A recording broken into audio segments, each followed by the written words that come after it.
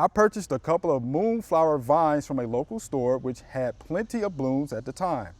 I planted in a good potting mix and placed them beside a trellis to climb.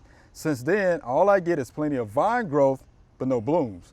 What am I doing wrong? And this is Roger from Knoxville, Tennessee. All right, so the old moonflower vine. It look good. A lot of times we tell when they buy plant, try to buy a plant with less bloom on there.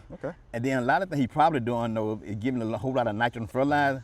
It's getting a lot of growth on there. You see, beginning to grow real fast. Don't have time to set blooms on there. That's probably what he's doing. And probably need a little sunlight too and everything in there. So in there. When you go to the store, it's good to have 1 or 2 blooms on there when you buy a plant. But that's about all you need in there to see what color you're gonna have in there.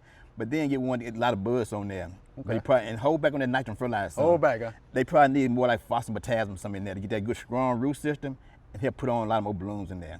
They do, Yeah, moonflower vines are beautiful. Beautiful, yeah. Yes, my grandmother had one. Ipomea alba. Oh, okay.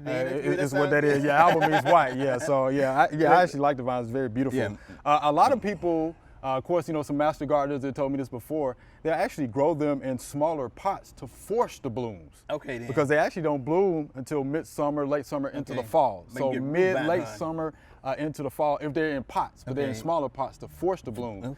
But this is in his yard.